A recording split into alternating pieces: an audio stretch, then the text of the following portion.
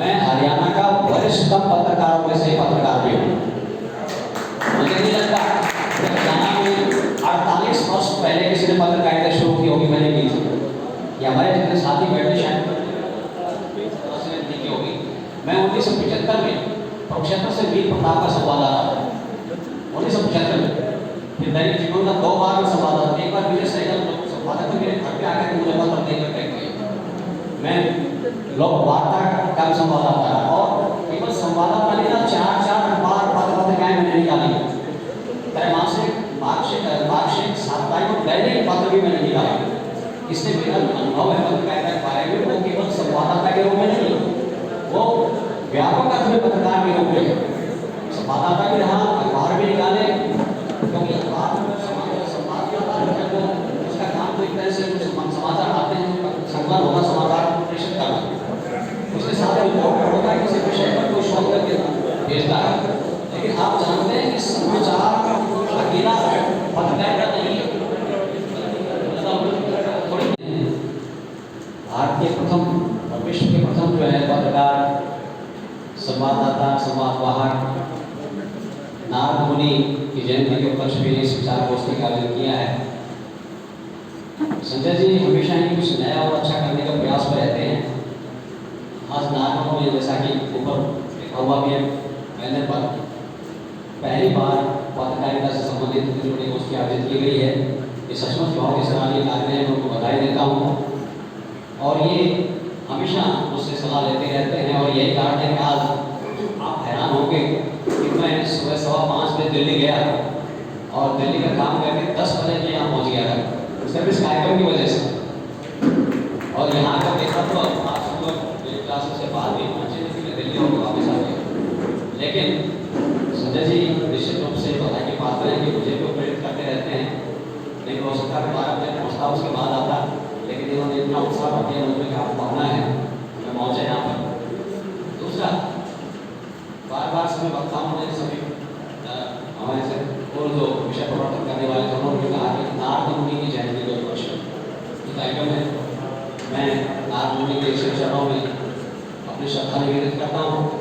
लेकिन एक और बात जिसका किसी ने उल्लेख नहीं किया, वो मैं आपको बताना चाहूँगा कि इसी महीने की 30 तारीख को आज से 197 वर्ष पूर्व हिंदी के पहले साप्ताहिक पत्र का प्रकाशन प्रारंभ हुआ था कलकत्ता से, जिसका नाम था उदंत मार्तंड। उदंत मार्तंड, जिसका उदंत का होता है उगता हुआ, मार्तंड का होता सूर्य, उगता हुआ सूर्य। और उसके संपादक थे सुकुल जी। पूरा नाम लिखे मैं भूल जाता हूँ, बहुत ज़्यादा गड़बड़ हो गई है। उनका पूरा नाम था जुगल किशोर सुकुल, शुक्ल नहीं सुकुल। और हिंदी का वो पहला साप्ताहिक समाचार पत्र था। सुकुल जी कानपुर के रहने वाले थे, लेकिन कलकत्ता में निवास करते थे। उस समय तक उर्दू, फारसी और अंग्रेजी में बहुत सारे पत्र देश में निकलते थे, लेकिन हिंदी का कोई समाचार पत्र नहीं था। तब उन्होंने पहली बार अपनी व्यक्तिगत जमा पूंजी से उस अखबार का प्रारंभ किया। 30 मई 1926 को पहला अंक उसका प्रकाशित हुआ। तो आगे से अखबार ज़्यादा नहीं चल पाया और 1 वर्ष 7 महीने निकलने के बाद में 30 दिसंबर 1927 को बंद हो गया। लेकिन बड़ी बात उस अखबार की क्या थी कि उसने उसके संपादकीय में पहली बार जो संपादकीय लिखा था, प्रथम अंक का संपादकीय उसमें लिखा था हिंदुस्तान के हित में, यानी हिंदुस्तान के हित में उस समाचार पत्र निकला। उनका कोई व्यक्तिगत स्वार्थ नहीं था और बिजनेस नहीं था। मिशनरी भावना से उन्होंने पत्र की शुरुआत की और उदंत मार्तंड और उसके संपादक जुगल किशोर सुकुल जी भारतीय पत्रकारिता के इतिहास में अमर हो गए। भले अखबार ज़्यादा ना चला हो, लेकिन एक बीजारोपण हुआ, सही शुरुआत हुई और धीरे धीरे ये पत्रकारिता का जो पौधा था वो आगे बढ़ा। और इसी परंपरा में गणेश शंकर विद्यार्थी जी जैसे हुतात्मा पत्रकार पैदा हुए, जिन्होंने आत्मबलिदान किया देश के लिए और पत्रकारिता के लिए। और उनका अखबार का ढेर वाक्य था जो आज भी आप स्कूलों में दीवारों पर लिखा हुआ देखते होंगे कि जो भरा नहीं है भावों से, बहते जिसमें रुझान नहीं, गैर नहीं वह पत्थर है जिसमें स्वदेश का प्यार नहीं। आप लोग पढ़ते हैं नीचे नाम लिखा होता है मैथिली षडगोप, जो गलत है। ये पंक्तियां थी गया प्रसाद शुक्ल स्नेही, गया प्रसाद शुक्ल स्नेही सह पूरा आधुनिक स्नेही नहीं सह नेही स्नेही। ऐसे शुक्ल उनके नाम थोड़ी उलझन होती है, लोग शुक्ल लिख देते गलती से, और ऐसे ही स्नेही जी का नाम आधा से लिख देते हैं, गलत है। उनका पूरा नाम था गया प्रसाद शुक्ल स्नेही। उनकी वो पंक्तियां थी जो दुर्भाग्य से आज मैथिली षडगोप के साथ जुड़ गई हैं। तो ये ध्येय वाक्य लेकर के उन्होंने पत्रकारिता की और बाद में किसी धर्मांत मुस्लिम ने उनका वध कर दिया। तो पत्रकारिता की शुरुआत आत्मत्याग से हुई और आत्मत्याग से आगे बढ़ी, विषय की पत्रकारिता रही। लेकिन जैसा कि हमारे मुख्य वक्ता आज बता रहे थे कि आज़ादी से पहले पत्रकारिता कुछ और थी, बाद में कुछ और थी, और उसके बाद धीरे धीरे पत्रकारिता का स्वरूप बदलता चला गया। आप जानते हैं पत्रकारिता बहुत व्यापक शब्द है, उसमें संपादक से लेकर संवाददाता तक। शिक्षक ट्रस्ट के माध्यम से तो मैं रात को सोचता रहा क्या ये होगा क्या, तो महर्षि नारद को देखता हूं तो पांव में किसी भी तरह का ना तो जूता ना चप्पल। उसका कारण यह है कि पत्रकारिता व्रत है, ये व्रत है। जब हम और आप अपने घर परिवार में व्रत रखते हैं तो सुबह से लेकर शाम तक सात्विक विचार से रहते हैं। वो सात्विक विचार जीवन में अच्छे कार्य करिए, हमारे वेद भी इस बात को कहते हैं, ये अच्छे कार्य पर करते हैं तो मानव जीवन का। और मैं मानता हूं कि उससे कहीं ज्यादा अच्छे कार्य करते हैं तो जन्म जो है वो हिंदुस्तान में होता है। पूरे विश्व में देख लीजिए, कहीं कुछ कहीं कुछ, न जाने कितनी ऋतुएं, कितनी भाषाएं, कितने वैविध्यशाली संस्कृति, और उस वैविध्यशाली संस्कृति में हम सब ये अहोभाग्य है कि जन्म जो है वो हिंदुस्तान जैसे राष्ट्र में हुआ है, इसे सामान्य नहीं समझते। और भी अहोभाग्य है कि जब इससे भी ज्यादा अच्छे कार्य हम सब ने किए होंगे तो कार्य मिला पत्रकारिता। पत्रकारिता का कार्य इसलिए मिला कि जीवन पर्यंत आप और हम अगर कोई कार्य करते हैं तो वो एक ही है, लोक शिक्षण और लोक प्रशिक्षण। इसके अलावा तीसरा कोई कार्य नहीं। हमने बना लिए हो या बना के दे दिए गए हो वो अलग बात है। अभी तो सही में पत्रकारिता, भारत में पत्रकारिता की बात करेंगे तो मैं मानता हूं लोक शिक्षण और लोक प्रशिक्षण। मुझे नहीं मालूम कि आज जो मैं आर्टिकल लिखने जा रहा हूं या आज जो समाचार होता जी मैं लिखूंगा या मैं कुछ कहूंगा तो उसको देखने वाला कौन होगा, उसको पढ़ने वाला कौन होगा।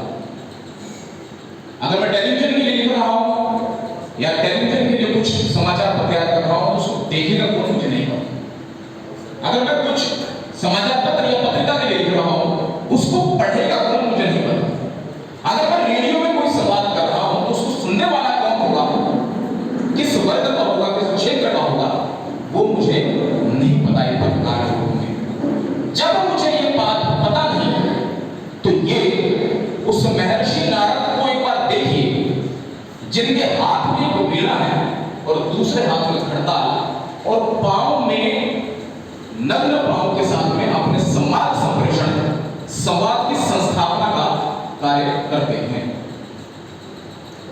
तो एक हाथ में वीणा और दूसरे हाथ में खड़ताल, मृदुभाषी होकर पत्रकारिता करना और 24 घंटे 7 दिन हड़ताल के साथ में पत्रकारिता करने का जो संदेश है महर्षि नारद हम सबको देते।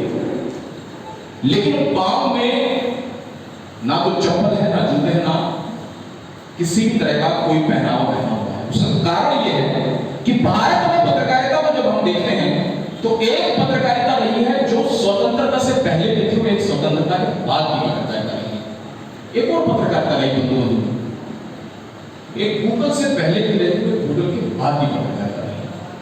मैं मानता हूं कि एक पत्रकारिता और नहीं जो व्हाट्सएप से पहले की पत्रकारिता है, व्हाट्सएप के बाद की पत्रकारिता है। और अभी रिसेंटली जो कोरोना काल गया है, एक कोरोना काल से पहले की पत्रकारिता थी और एक आज कोरोना काल के बाद की पत्रकारिता। दोनों में, तीनों में, चारों में बहुत बड़ा अंतर हम सबको देखने को मिलता है। और भगवान ब्रह्मा जी के मनस्सूत्र को अगर आप देखेंगे तो उनके गुणों को पढ़ना प्रारंभ करें तो ईश्वरीय संकल्पना को स्थापित करने वाले अगर सहयोगी या समाज सूचक या संप्रेषक समाज में संपूर्ण रूप से बराबरी के साथ में विषयों को रखने वाले अगर कोई अग्रदूत या देवदूत हमारे समक्ष हैं जिनको आदर्श मानकर हम पत्रकारिता कर सकते हैं तो महर्षि नारद है। ईश्वरीय संकल्पना क्या है कि 24 घंटे 7 दिन मानव हृदय एक है, आंख दो है, कान दो है। आप पूरे शरीर के अंदर कोई भी अंग देखना प्रारंभ करें आप पाएंगे या तो एक या दो। लेकिन ईश्वरीय संकल्पना यह है कि 5 ज्ञानेंद्रियां हैं, आंख देखकर, कान सुनकर, नाक सूंघकर, जिह्वा बोलकर और त्वचा महसूस करके कि बाहर जैसे ही आ जाएंगे आप तो गर्मी है या सर्दी है, ये कोई और संदेश देने वाला नहीं है, ये आपके मानसिक की त्वचा है।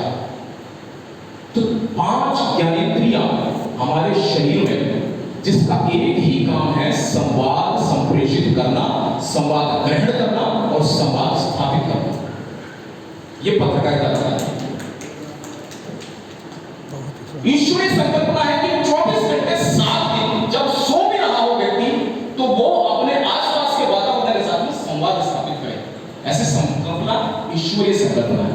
तो 24 घंटे 7 दिन वो नारद मुनि खड़गताल हाथ में लेकर इस बात का संदेश में देते हैं कि 24 घंटे 7 दिन वो संप्रेषण वो संवाद रुके ना, सतत अनवरत जारी रहे। ये पत्रकार और हम सब का दायित्व है। 1999 में मैंने पत्रकारिता प्रारंभ की विभिन्न समाचार पत्रों में, क्योंकि एक शिक्षक आज का ये दौर है जब शिक्षक कोई पत्रकारिता से शिक्षक आ जाता है तो लगता है कि ये पत्रकार नहीं रहा, ये दुविधा है।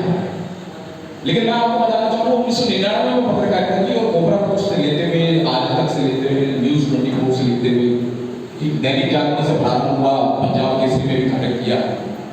वहां से मैंने एक अनुभव पाया कि सुबह से लेकर शाम तक 24 घंटे 7 दिन उस संप्रेषण का कार्य है वो आप हम सब का है।